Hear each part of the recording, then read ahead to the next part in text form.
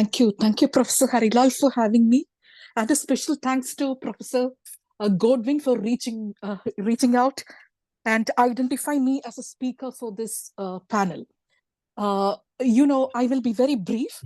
Most of the points are already, preempted by distinguished speakers before me. I will be very brief. Lekha, wait for a moment. Yeah, sure. Make some adjustment in the public address.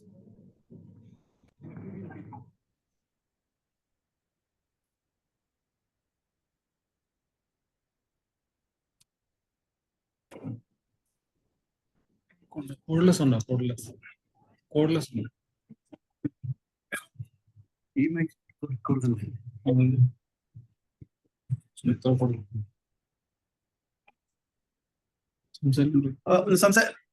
Hello? Yeah, am I audible? Is it okay now? Yeah.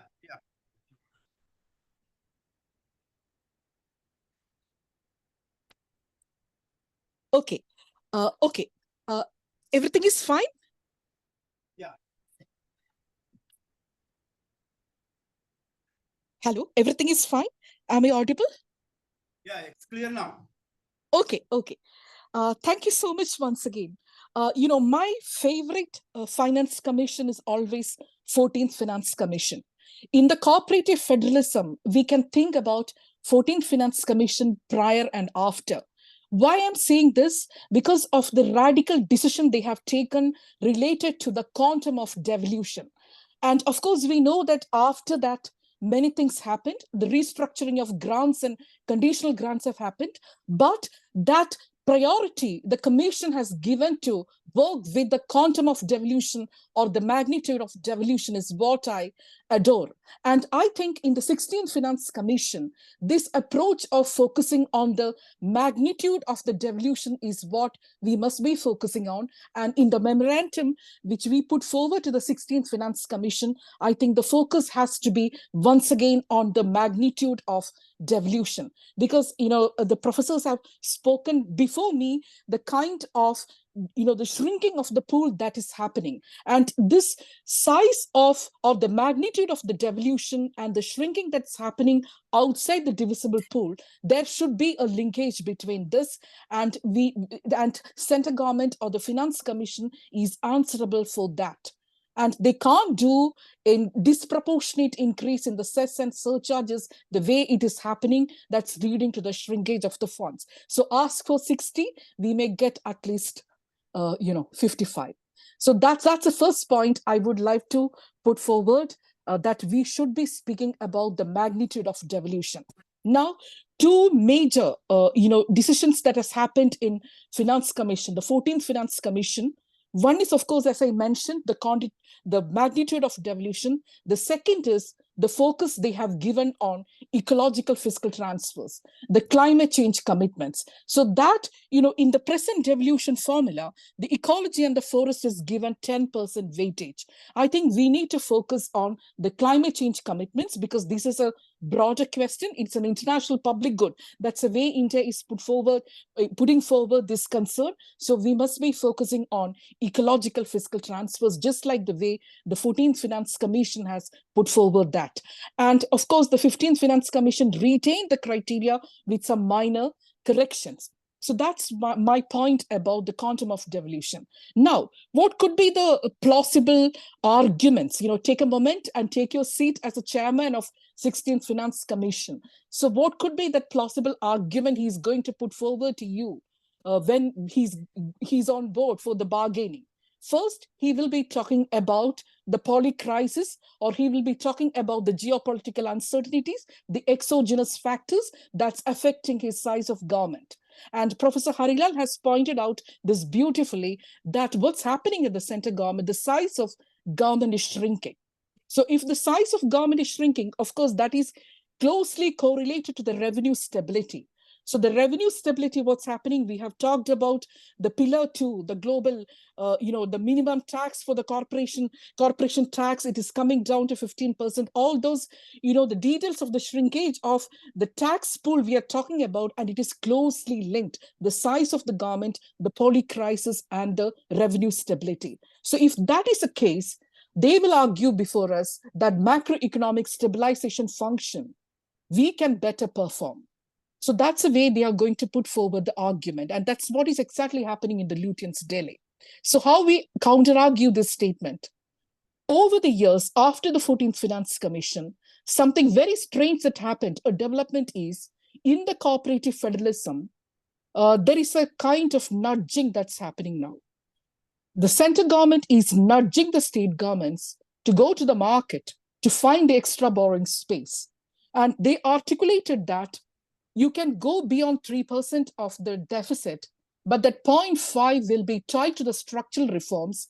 It will be tied to the power sector reforms. And these kind of macroeconomic uncertainties due to the poly crisis, due to these kind of debt deficit dynamics, these are now the states are equally exposed to these macroeconomic uncertainties. So even though the macroeconomic stabilization function is a function of the top government, when the states are equally exposed to the macroeconomic uncertainties, and there is a process of nudging that is happening in the cooperative federalism, we have every right to argue that this is not just not on. This is just not on, especially when the expenditure, transfers or the expenditure assignment is mostly at the subnational levels of government, and the dynamic taxes are at the top level of government. So one thing we should not be arguing is the tax specific or the tax specific buoyancy and the kind of transfers. We have done away with that by the 10th Finance Commission. We don't want to look into the tax specific buoyancy or the tax specific shares once again. The divisible pool, combining the pool is fine, but the shrinkage needs to be addressed, and that has to be closely tied to the way the cesses and surcharges is getting designed in the economy, and it has to be closely tied to that. And we have to ask for more devolution if that kind of, increasing disproportionately increase in the kind of shrinkage of the divisible pool. So we don't want a tax specific model. Once again, it has to be divisible pool, and it has to be closely tied to what's happening related to the shrinkage. Now, from the magnitude, let's get into the criteria of devolution.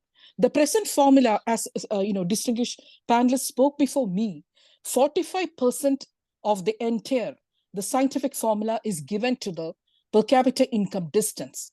That's affecting the states which have robust growth path. So what should be done that? And Professor KJ Joseph has rightly pointed out that this is not the exact reflection of the fiscal capacity. If the prime duty of the Finance Commission is to offset fiscal disabilities, getting into the per capita income distance, that's not exactly the criteria which we need to look into. Now, they will counter-argue that, look, we need to hold our country together. We have economic convergence in our mind. So the rich states and the poor states need to catch up with the rich states. And Professor Pinaki Chakraborty and I have a paper on this economic convergence. We looked into the overall convergence and the club convergence, incorporating the fiscal federal variables. And of course, this equity concern is real. And we have an issue related to the economic convergence. But then the counter question is, of course, we can understand that equality in processes, it's a scientific formula, but it's not leading to equality in outcome. We are getting penalized for being efficient. Now, what is your solution for us when we are having a robust growth path and when we have controlled the population? And there should be a counter mechanism to support us because we are reaching a tipping point and it is affecting the fiscal space. Now, getting into the other variables, population is given 15% weightage. Area, again, how to deal with that? The criteria of area, that will be a big question in the 16th Finance Commission, whether getting into terrain or whether getting into density of population, it's going to be a big discussion. Area is given 15%. Ecology and forest is given 10%. Demographic performance to counter that the negative effect on population is given by the TFR, which is given 12.5%, and the tax effort, because they thought that we will be lazy if there is more transfers, intergovernmental transfers from top, the states will go lazy. So we need to have a tax effort with 2.5% weightage. So this is the existing devolution formula. So where we can articulate this, that 45% income distance. Is there any different methodology in which we can calculate that income distance? Number one. Can we talk about a kind of compensation? Because we are losing out because of 45% is given to the income criteria. Is there any compensation you can do by incorporating the human development indicators? Is that possible? And the demographic performance is proxied by the TFR and transition. The states like Kerala, we have, it's affecting our labor market dynamics. We have quite a bit of huge elderly population. So when you talk about the demographic performance variable, should we be taking into consideration of this demographic transition that's affecting our labor market dynamics? So these are the questions we can ask. But when we talk about the human development, the practitioners or the bureaucrats or the finance commission members, they will be very comfortable with simple indicators than putting a composite indicator like human development index. Because the bureaucrats, we have to calculate on the basis of, they will keep the formula very simple, not complicated. And of course, the HDI, that will be a favorable criteria for us. But taking this intergovernmental fiscal transfers beyond the income criteria to human development perspective, should we be speaking that put a variable related to infant mortality rate? Or should we be talking about an indicator which can be incorporated within the Finance Commission formula? But again, as Professor Harilal mentioned, the taste of the pudding is in eating. But we cannot open the box first. We have to fix the formula or fix the principles, balancing the equity and efficiency criteria initially with proper weightages and proper determinants. And once you open the box and how the states got the funds, there again, the corrective mechanism is possible or not, then we are going political over there. Prima facie, it looks like very scientific. There is no discretion of the Finance Commission chairperson or members on that. But when we open the box and when we see the interstate shares, if you're doing a corrective mechanism, that's where the discretion operates. So should we be getting into articulating about the indicators? So this is next question. Or should we be focusing about a macro concern about the magnitude of the devolution? That's what, Professor Vinod Vyasulu also put forward, because we should be doing a lot of Excel exercises in which an alternative formula will be, tried out and, work out what are the ways in which the interstate, formula or the interstate share will differ. So that's a question. Now, with the nudging, if they are getting into the deficit dynamics, then the Section 4 of the legislation needs a relook. The Section 4 of the legislation needs a relook because Finance Commission is not confined to designing the intergovernmental fiscal transfers alone. They are getting into the subnational debt dynamics now and articulated the indicators related to the fiscal risk. If that is the case, we have a clear case for articulating to them, just like the way Professor Harilal also mentioned, that if the revenue stability is the concern, then allow us to do a little bit of extra, borrowing. And when we look into this ethno-fragmentation literature and the center-state fiscal transfers, the political economy, when I read the Harvard papers by Alberto Alison at that time, it was of an academic interest. Like if the center's party and the state's parties, they are different when in power, it is affecting the center state relations or intergovernmental fiscal transfers. When I was a student, I read those papers by Alberto Alicina as an academic interest, but now it's hitting us. It's hitting us. It is coming as a reality that it is not only the case in India, but it's the case of other federation as well. When the party in power is different, it is affecting, and also the ethno-fragmentation. So that literature is real right now, and the students at Gulati Institute may relook into this aspect so that we have an evidence-based research to support the research. And I also know that Ashkar of Gulati Institute of Finance and Taxation is already looking into the progressivity of transfers once we incorporate the demographic transition variables. So such kind of researches from the GIFT is valuable to, back up our memorandum of understanding to be put forward to the 16th Finance Commission. Thank you. Can you hear me? Can you, Professor Lekha, can you hear me? Yes, I can hear you. Okay. In fact, your video was switched off, and people were complaining about it. Can you switch on? Can you switch it on and greet all of us? So kindly excuse me. I'm very unwell. I'm very unwell. So I am speaking to you from my bed. Yeah. Sorry about it. Okay. But Yeah. your presentation was very clear. Thank you, sir. And you had gone through all the nitty-gritties in such a short period. And then I particularly, one particular point I thought was very relevant from my experience. In fact, when in the early stages of Kerala's Janakiya Sutranam, People's Campaign, when we decided to distribute plan money to the local governments, a committee was appointed, and I was a member of that committee for evolving the devolution formula. And we were thinking about various variables which can be fitted into that formula. And a lot of discussions came, but we had to take some simple indicators because now data availability is a problem and complicated things cannot be brought in. Finally, we had to compromise with a kind of equation where simple indicators were used.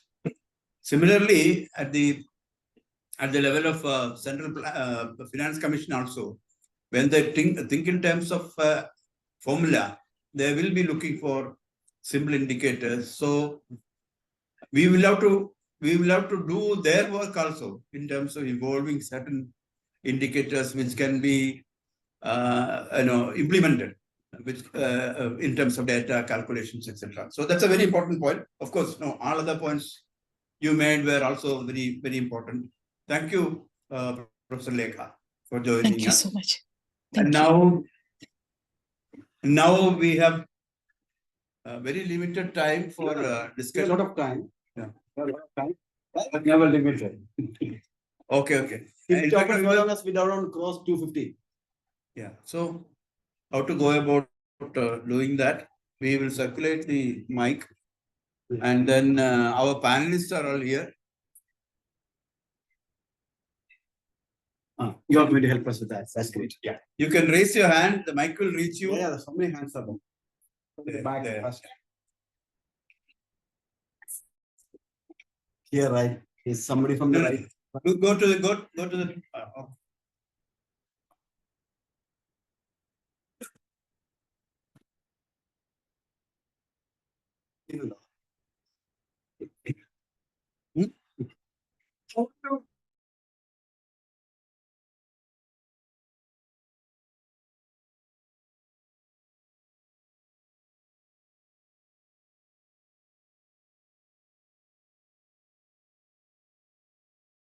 Have the power to bypass the recommendations made by the Finance Commission.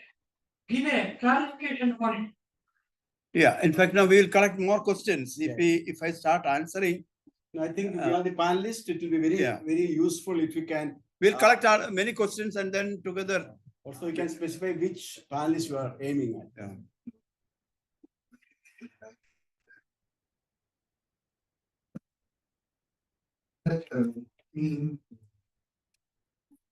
Given that conservative government is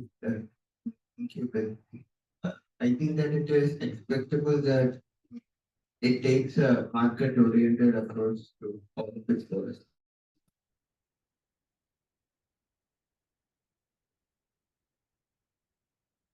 Government is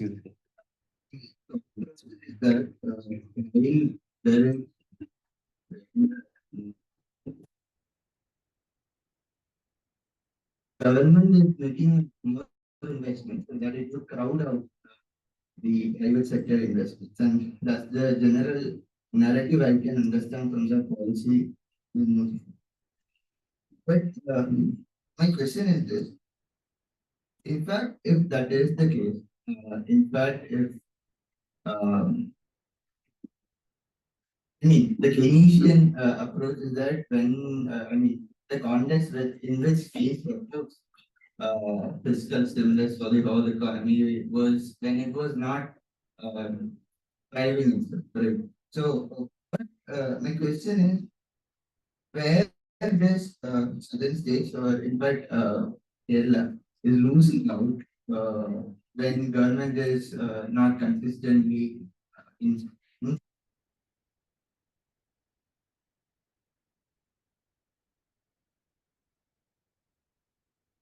where are we losing out? To coming out? Can you introduce yourself? My name is Siddharth. I studied in Government Arts College. Currently, I am pursuing and hoping to pursue a master's degree in Okay. Okay, thank you, Siddharth. There is right side. We are going to write this, then we come to center. Listen to me. Okay. Okay. Please introduce. I'm Anil Kumar, Deputy Director in Capacity Planning. So I want to know two things. One is regarding this university. So you have mentioned that the out of the total distribution from the Finance Commission, the grants distribution from the grant side is reducing over this side. So nowadays the conditional grants is increasing. So there is a confusion whether we have to get more funds from the divisible distribution as well the formula based or the grant based.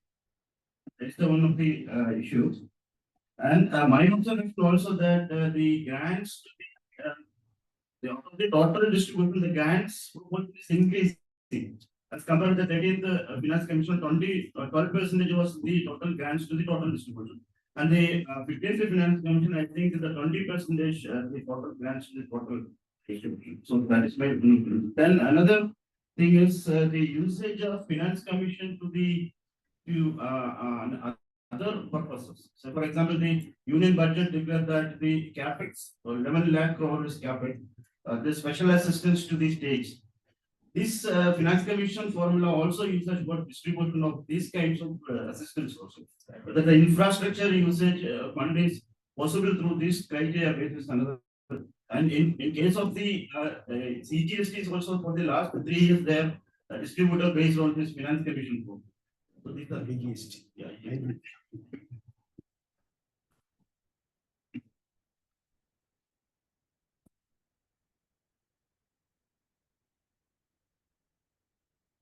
My name is Gilbert Sebastian. I'm teaching in Central University of Kent. My subject is political science. So,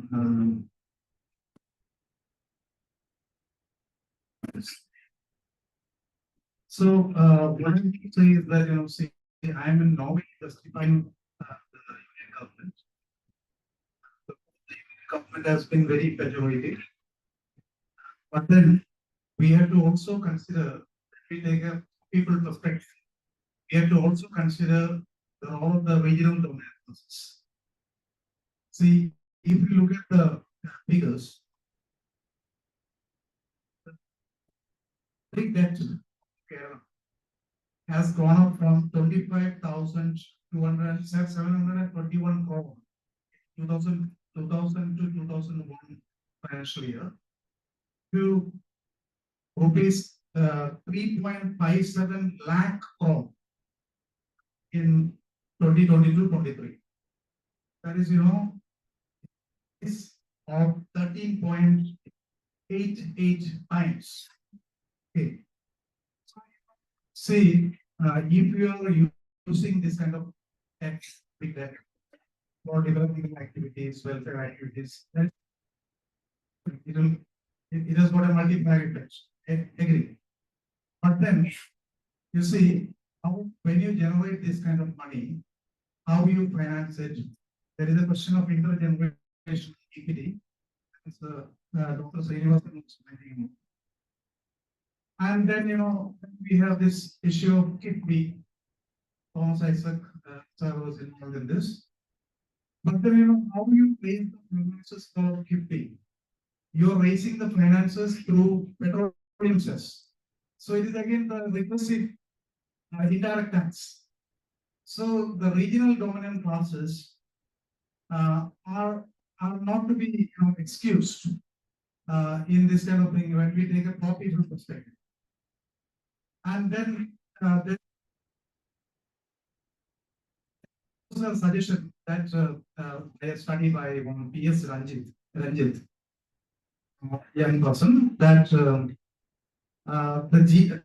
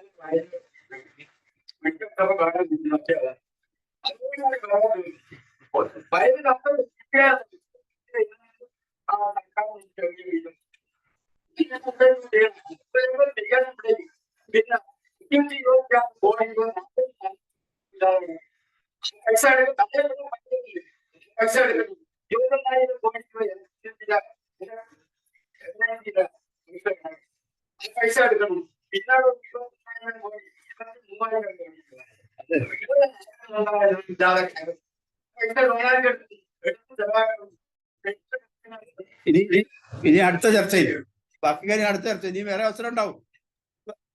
ബാക്കിയുള്ള professor Paramesh.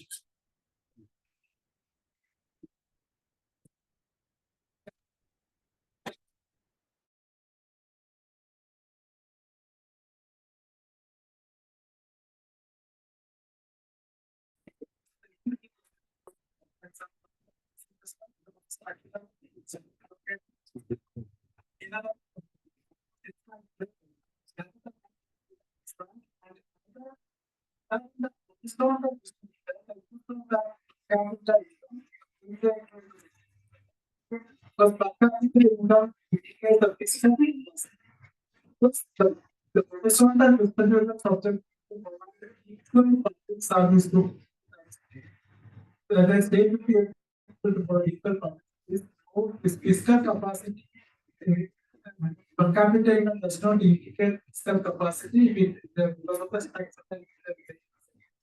And another thing happening in India is also that when richer states also have higher. So what happens is that the Goa is paying public service more. That is for example Kerala and South Indian states based on the high priority of providing service. Then the second the higher income also means a lot of states lot of migrants. These states have to provide the service to these people. This is now emerging and to be considered. Then another issue is that linking to finance commission and development is not a good thing. For finance commission the Institute of Planning Commission, the state can take the project of some kind of money. And this needs now that institute is there, we need to think about that. And as development is a more comprehensive for them just on the basis of form.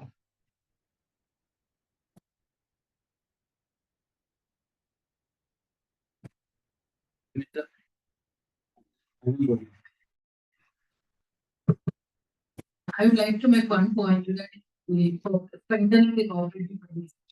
In the 14th Finance Commission, they have deputed a chapter policy. And they really recommended that to start an institutional mechanism for addressing the cooperative. For that, they suggested a study to existing industrial council that would be revamped permanent solution.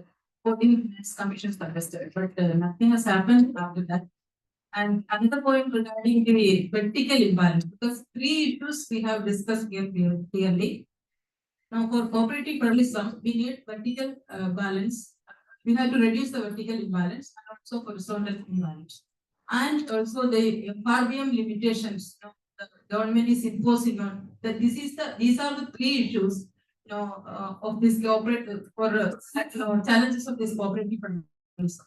So for addressing these three issues, what we can do presently, that is important issue, because all are discussed these issues here. So for addressing the first issue, that is vertical imbalance, that has to be addressed by including the cess and surcharges in the divisible pool. Whether it is possible immediately, that is not possible because we need one. So that issue immediately we cannot address.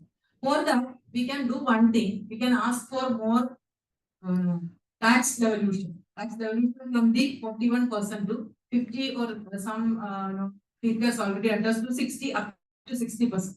If there is an increase of this thing, then there is a chance of increasing the divisibility. And another thing is, we can ask for more grants in aid. Grants in aid is coming from the consolidated fund of government of India. So if they allocate more grants in aid and considering the state specific issues, then the states can get funds. And another thing is horizontal imbalance. Horizontal imbalance to be addressed only with the criteria change. Where here already we have discussed whether it is possible to change the criteria. But if there is a change in criteria, means we cannot add a specific criteria. The criteria should be general, or it has to consider almost all the states together. Otherwise, if Kerala is having a specific issue and we can go ask, this is our issue, include this thing, then it is very difficult. For example, the criteria in the per capita distance, that is based on 45%. It is against Kerala's interest. And also in area criteria. Area criteria also says that if any state is having more area, they'll get more. But in the case of Kerala, we are least area based state. So that criteria also, earlier it was only 5%, now it increased to 10 to 15%. That also adding a negative impact on Kerala's. So 60% is gone like that. Then even for forest change also, the main ingredient they are taking is thick forest. The size of thick forest in Kerala is low. Ours is semi-forest or plantation like that forest area. That also there is a negative impact. And for the fertility, the demographic change, that also they have considered total fertility change. We already achieved a fertility reduction earlier. So in that also, almost 90% of the criteria is considering Kerala's thing, it is not that advisable to Kerala. That issue, then how to address this issue? This is very serious issue. So that if there is an increase in grants in from the consolidated fund of India, so we can get a little more. That is one thing. And the borrowing thing also, I think if a state is having less fiscal capacity, the government cannot impose, you cannot borrow like that, because we already achieved the top development criteria. Then why they are imposing the restrictions on borrowing? There is a dichotomy that has to be understood. Thank you.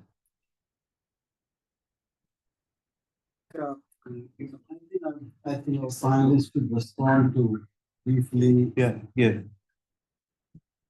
Our panelists, question. I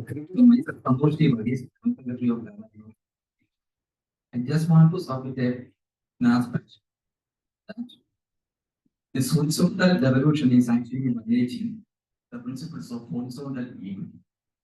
For horizontal devolution, we have a criteria, and the third criteria is made applicable to all the states.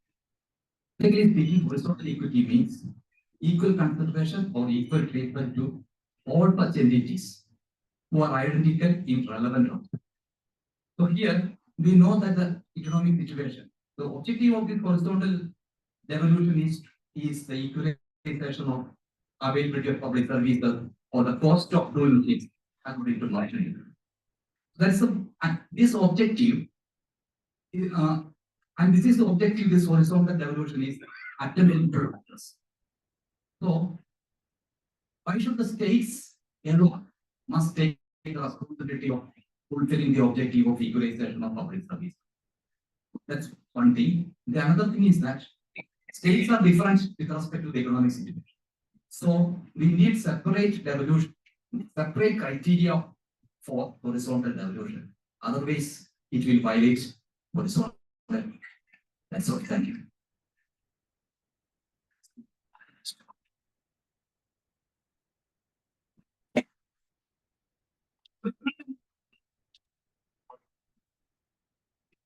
Would you like to respond to some of these observations? Or I think, yeah. some general remarks. Some general remarks. Yeah. Then I'll ask your colleague too, because there are some pointed questions. No, after you. The point that we have been raising often is the untied transfer in terms of tax devolution and grants in aid should be higher. That only would, yeah, it is in the mind. So that alone can address the issues of autonomy of each of these states. So that is what I've been arguing for a very long time. So any grant that is tied in terms of the centrally sponsored scheme is not what we always look forward to. Because that also constrains our money to be committed as per the priorities of the union government. So which takes away the autonomy of states to design their own fiscal policies and programs. So this has been our stand for a very long time. And also some of the conditions that come along with the centrally sponsored scheme, it is so stifling for any administration to implement that, suitable to the situation that arises in the particular state. I'll give you one example, as Bhaskar mentioned.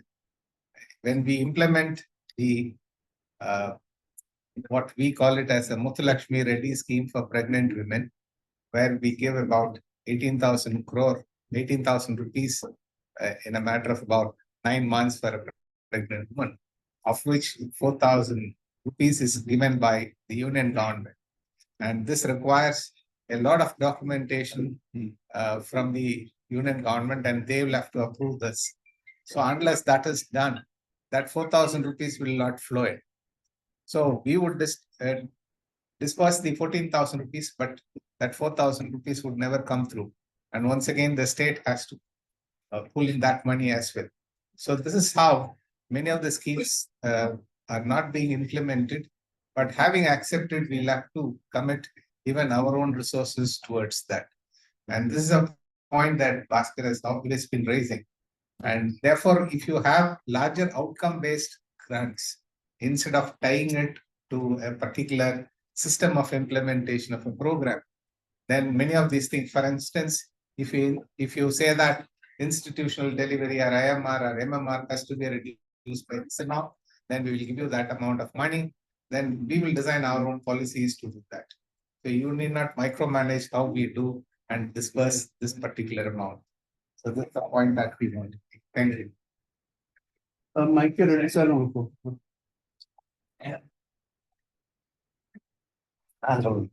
yeah, please. Yeah. Add just 2 more points. Can not take more time. One is in the state and the union relations, there is a complete lack of transparency. Best case is the way in which they handle this GST.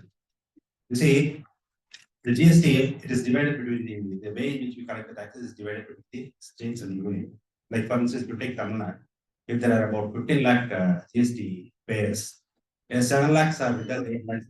Then we do not know anything about those 8 lakh tax payers. They are refused to give the data. That is one. Secondly, there is a third component, which is the IGST. And again, it's very opaque.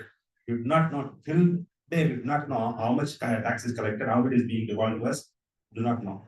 Even repeated requests for that kind of information is not needed. That is one thing. Second thing is the way in which they arm twist the states. The best case example is the centralized control schemes. Like for instance, the best case in our case is the Prime Minister Abbas was. It was supposed to be 70-30. That is 70% should come from them, 30% we have to give, and then the beneficiary has to construct the house.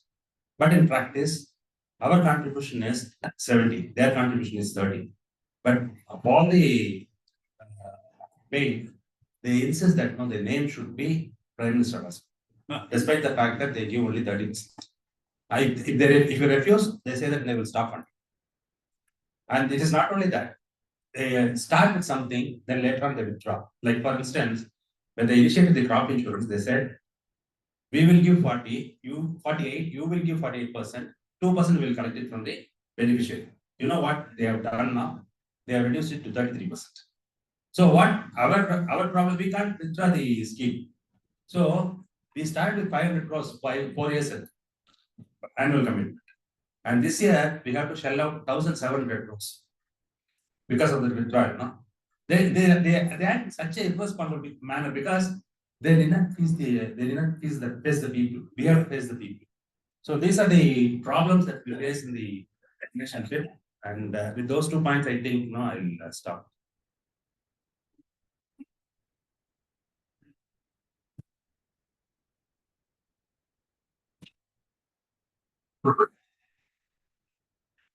I think most of the observations are comments, but not many questions. There are certain issues, including that of the 16 finance commissions, terms of reference. One of the most dangerous things is making it very brief. So, 15th finance commission, let's say, operate kind of. It's all directives. So, same context in 15th finance commission, states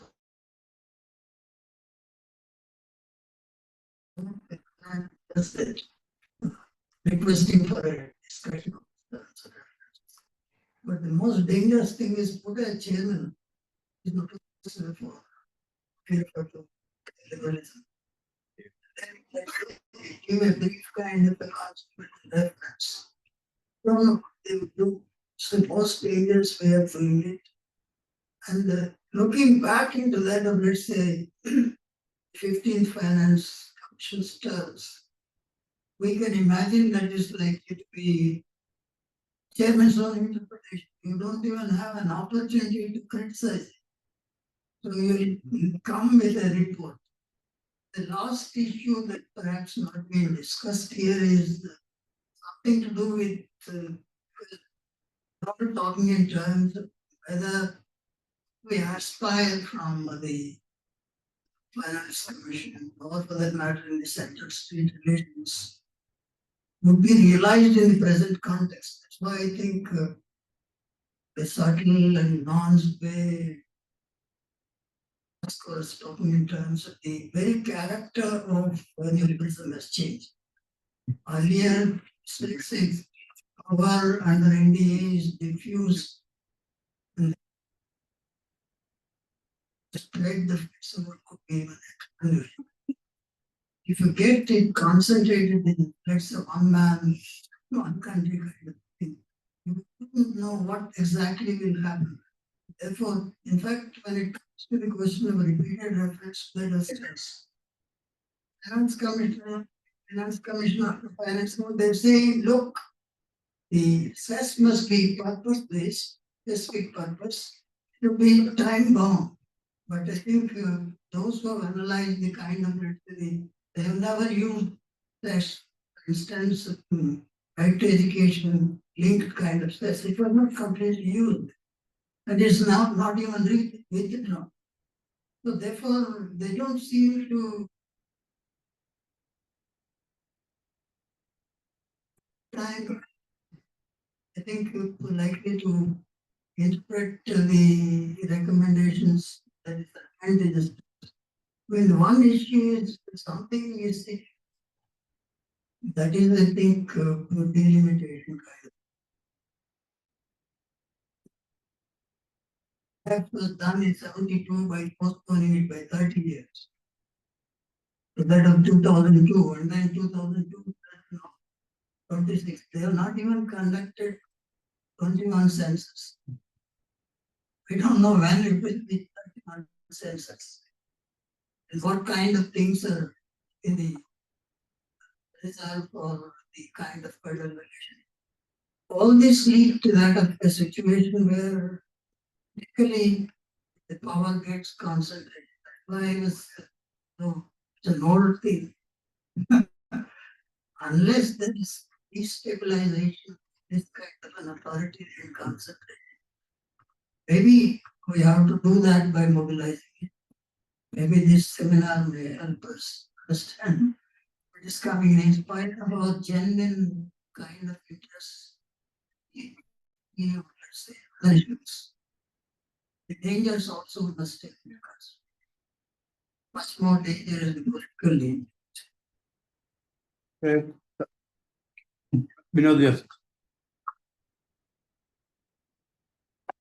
In a rich discussion, it's very difficult to comment on specific points, but it struck me that there is a kind of power imbalance in the discussion itself. We've been talking about fiscal discipline, FRBM, but as far as I know, most states have been responsible in this regard, with minor linkages here and there. But what about the government of India? When have they been fiscally responsible in maintaining the fiscal deficit? I think it's about time to tell them, mind your own business.